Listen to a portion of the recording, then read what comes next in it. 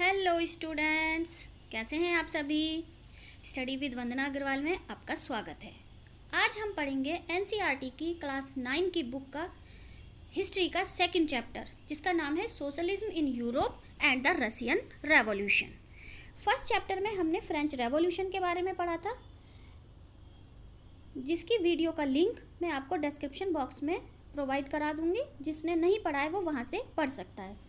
तो जैसा कि हमने फ्रेंच रेवोल्यूशन वाले चैप्टर में पढ़ा था कि जब फ्रेंच रेवोल्यूशन हुई तो फ्रांस से मोनार्की का पूरी तरह से मोनार्की को अबॉलिश कर दिया गया और उसकी जगह पे वहाँ पर किसकी स्थापना हुई, वो एक रिपब्लिक बन गया। और फ्रांस की जो रेवोल्यूशन थी उसके जो फ्रीडम और इक्वालिटी के जो आइडियाज़ थे वो पूरे यूरोप में सर्कुलेट होने लगे और पूरे यूरोप में लोग ऐसा सोचने लगे कि अब सोसाइटी में चेंज आना चाहिए, कि जब फ्रांस में चेंज हो सकता है तो हमारे यहाँ पर चेंज क्यों नहीं हो सकता। तो वैसे ही जो हम कुछ वर्ड्स देखते हैं वहाँ पे हम देखते हैं कंजर्वेटिव्स, लिबरल्स और रेडिकल्स। ये तीन शब्द हम बहुत ज़्यादा पढ़ते हैं। तो आखिर ये क्या थे, इन्हीं के बारे में हम डिटेल में पढ़ेंगे। तो इस समय हम देखते हैं कि लिबरल्स, रेडिकल्स और कंजर्वेटिव्स, इनका अर्थ क्या है और रसिया में इन तीनों के संदर्भ में क्या क्या बातें कही जाती थी। तो पहला जो ग्रुप था जो कि सोसाइटी में चेंज लाना चाहता था वो लिबरल्स थे। लिबरल्स क्या चाहते थे? लिबरल्स एक ऐसा नेशन चाहते थे जहाँ पे सभी धर्मों को समान भावना प्रदान की जाए, विच टॉलरेट ऑल रिलीजन्स। जैसे कि हम जानते हैं कि प्राचीन समय में, उस समय मतलब प्राचीन समय तो नहीं, 18th सेंचुरी में या 17th सेंचुरी में जो यूरोपियन स्टेट्स थे वो डिस्क्रिमिनेट करते थे। किसके बेस पे? रिलीजन के बेस पे। वो किसी एक ही रिलीजन को ज़्यादा फेवर करते थे। जैसे कि जो ब्रिटेन था वो चर्च ऑफ इंग्लैंड को फेवर करता था और ऑस्ट्रिया और स्पेन जो थे वो कैथोलिक चर्च को फेवर करते थे। जो लिबरल्स थे वो ऐसा चाहते थे कि सभी धर्मों को पूर्ण रूप से आदर की भावना से देखा जाए। दूसरा जो पॉइंट है, जो लिबरल्स थे वो अपोज करते थे किसको? लिबरल्स अपोज करते थे डायनेस्टिक रूलर्स की अनकंट्रोल्ड पावर को। वो नहीं चाहते थे कि मोनार्की के हाथ में इतनी ज़्यादा पावर हो। और वो क्या चाहते थे? वो इंडिविजुअल राइट ऑफ इंडिविजुअल के को वो चाहते थे। वो चाहते थे कि गवर्नमेंट के अगेंस्ट राइट ऑफ इंडिविजुअल को एक सेफ गार्ड की तरह से यूज़ किया जाए। तीसरा, वो चाहते थे elected parliamentary form of government, जिसमें जो एक वेल ट्रेन जुडिशरी हो जो कि इंडिपेंडेंट हो। हालांकि वो डेमोक्रेट्स नहीं थे। क्यों नहीं थे? क्योंकि वो यूनिवर्सल एडल्ट फ्रेंचाइज के पक्ष में नहीं थे। यूनिवर्सल एडल्ट फ्रेंचाइज क्या है? The right of every citizen to vote, जिसमें हर व्यक्ति को वोट देने का अधिकार प्राप्त होता है, उसे हम यूनिवर्सल एडल्ट फ्रेंचाइज बोलते हैं। बट वो किसको वोट देने के पक्ष में थे? वोट का अधिकार किसको मिले? वो चाहते थे कि ऐसे लोग जिनके पास प्रॉपर्टी हो सिर्फ वही वोट दें। और वो they did not want the vote for women, और वो वुमेन को वोट का अधिकार देने के पक्ष में नहीं थे।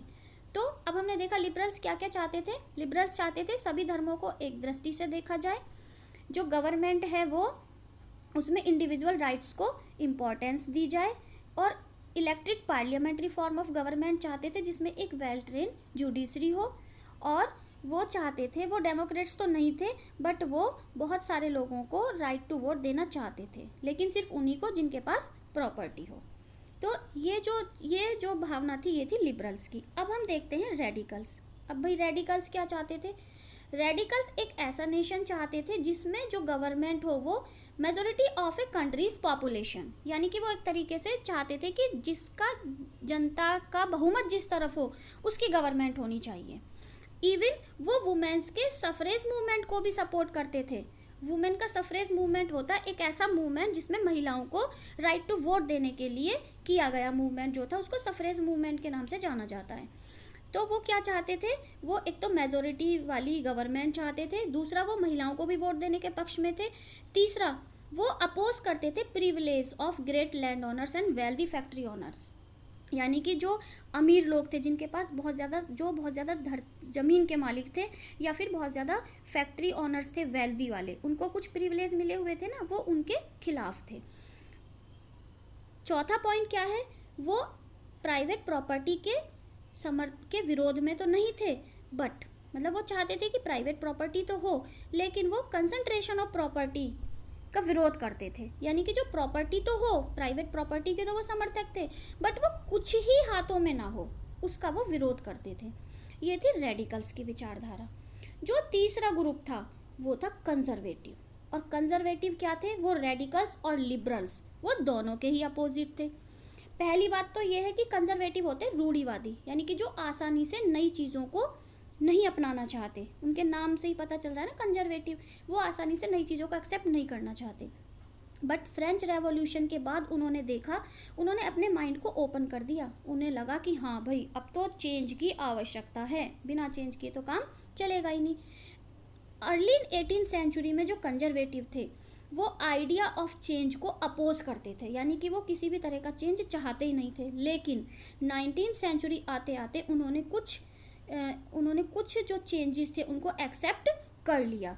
अब वो क्या कहते थे? अब वो कहते थे कि जो पास्ट है उसको भी रेस्पेक्ट दो और चेंज करो, बट जो चेंज हो ना वो एक स्लो प्रोसेस में हो।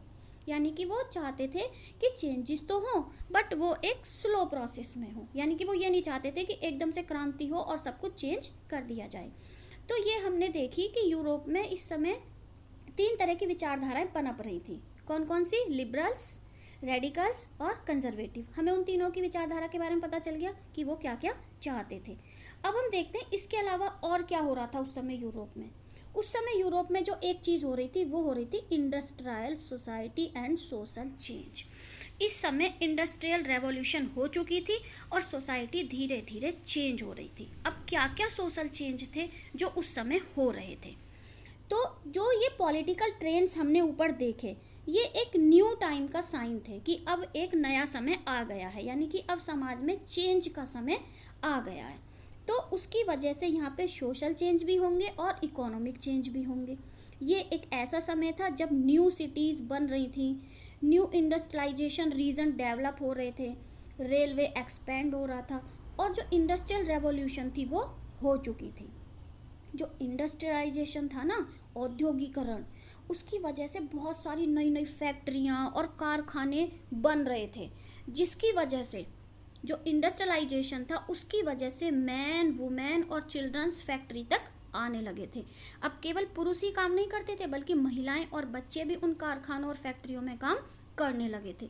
जो वर्क आवर्स थे ना बहुत ज़्यादा लॉन्ग थे, मतलब लोगों को बहुत लंबे लंबे समय तक काम करना पड़ता था और वेजेस वर पुअर, और उनको जो वेजेस मिलते थे वो बहुत ही कम मिलते थे। जो अनएम्प्लॉयमेंट था वो बहुत कॉमन था। मतलब औद्योगिकरण इतना हो चुका था, इतनी ज़्यादा हो चुका था, बट उसके बावजूद भी क्योंकि मशीनों से काम होने लगा था। इंडस्ट्रियलाइजेशन का मतलब है जी बहुत सारा जो काम था वो मशीनों के द्वारा होने लगा था और जल्दी होने लगा था, तो अनएम्प्लॉयमेंट जो था वो बहुत ज़्यादा कॉमन हो गया था। और जो इंडस्ट्रियलाइजेशन गुड्स था, जब उसकी डिमांड लो हो जाती थी, जैसे कुछ हो गया और किसी चीज़ की डिमांड कम हो गई, तो जो ये थी जो अनएम्प्लॉयमेंट था वो और ज़्यादा बढ़ जाता था।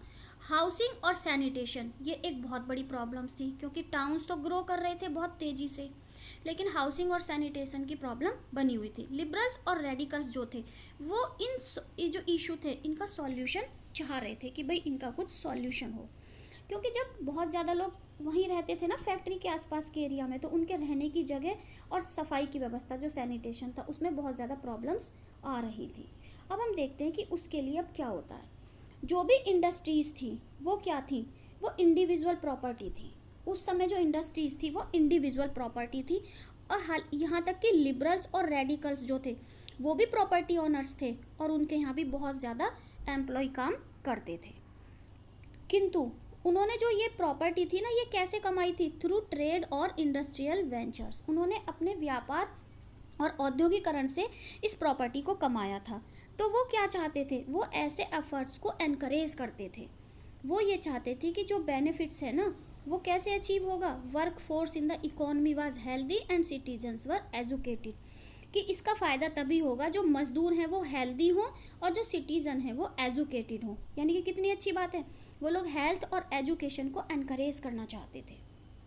इसके अलावा जो प्रिविलेजेस थे उसको, जो बाय बर्थ प्रिविलेज मिले हुए थे ना, उनको वो अपोज्ड करते थे और वो इंडिविजुअल एफर्ट, लेबर और एंटरप्राइजेज में बिलीव करते थे। वो चाहते थे कि व्यक्तिगत प्रयासों से, मेहनत से हम लोग अमीर बन सकते हैं या अपनी जो हमारी जो स्थिति है उसको थोड़ा भिन्न कर सकते हैं। तो उनका मानना ये था कि अगर इंडिविजुअल को फ्रीडम दे दी जाए और पुअर को, जो पुअर पीपल हैं उनको लेबर करने दी जाए, और जिनके पास कैपिटल है उनको बिना कोई परेशान किए, विदाउट रेस्ट्रेंट, कोई भी उनको परेशान किए बिना उनको काम करने दिया जाए, तो सोसाइटी जो है वो डेवलप हो जाएगी। कितने अच्छे विचार थे देखो इस मामले में उनके, कि गरीब लोगों को तो रोज़गार दे दिया जाए और जो अमीर लोग हैं उनको बिना किसी रोक टोक के उनका काम करने दिया जाए, तो जो सोसाइटी है वो चेंज हो सकती है। इसके अलावा वो मज़दूरों की हेल्थ के बारे में भी सोचते थे और सिटीजन्स की एजुकेशन के बारे में भी सोचते थे।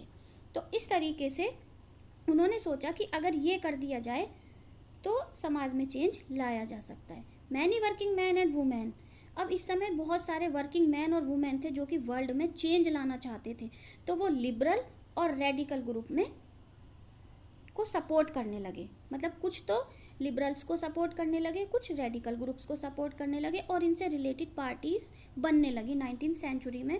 मतलब जो वर्कर्स के जो वो होते थे ना ऑर्गेनाइजेशंस, कुछ तो लिबरल्स को सपोर्ट करते थे और कुछ रेडिकल्स ग्रुप को सपोर्ट करते थे। तो इस तरीके से जो समाज था वो दो भागों में बंटना शुरू हो गया था। कुछ नेशनलिस्ट जानते हो कौन होते हैं? जिनमें देश प्रेम की भावना बहुत अच्छे से भरी होती है, जो राष्ट्र के बारे में सोचते हैं, अपने देश के बारे में सोचते हैं। तो सब नेशनलिस्ट, लिबरल्स और रेडिकल्स जो थे वो ये चाहते थे कि रेवोल्यूशन हो और जो गवर्नमेंट हैं यूरोप में, जो गवर्नमेंट हैं 1815 में जो यूरोप में गवर्नमेंट एस्टेब्लिश हुई थी उनका अंत कर दिया जाए। तो फ्रांस, इटली, जर्मनी और रसिया, फ्रांस, इटली और जर्मनी और रसिया, यहाँ पे क्या हुआ, उन लोगों ने रेवोल्यूशनरी यानी कि वो क्रांतिकारी बन गए और उन्होंने मोनार्क को ओवरथ्रो करने के लिए काम करना शुरू कर दिया।